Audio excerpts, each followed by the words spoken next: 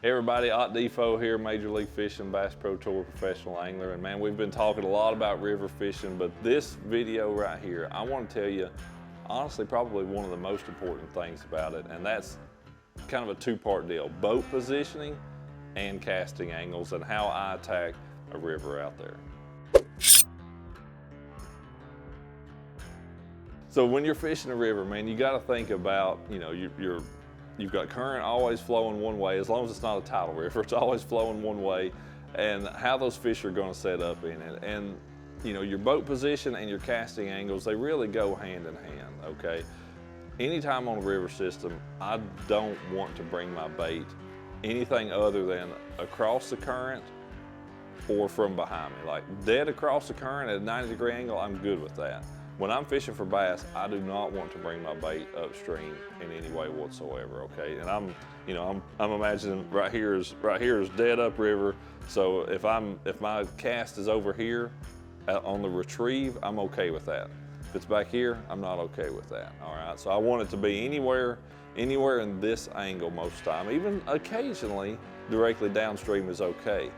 But anywhere in this, anywhere in that 9 o'clock to 11 o'clock window is kind of ideal to me. 12 o'clock, only on certain occasions. We'll go into that here in just a second. But that is kind of your window. That's where you want to live at, is over here. And a big part with that, you got to think of a couple different things. Some of the rivers that I fish, man, the current's low, river's not moving real fast. I can get on the trolling motor and I can fish into the current. I can fish upstream. That's an ideal scenario.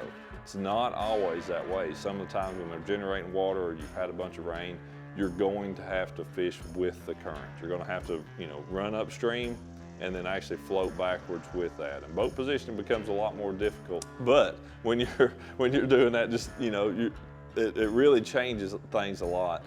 And I've seen it time and time again, and I'm kind of making this one. It has a lot to do in the summertime, but it really, any time of the year, the speed you're drifting backwards when you're doing that also has a lot to do with what's going on with your bait on the end of the line as well. Because if you're drifting really fast, you can't fish your bait very slow.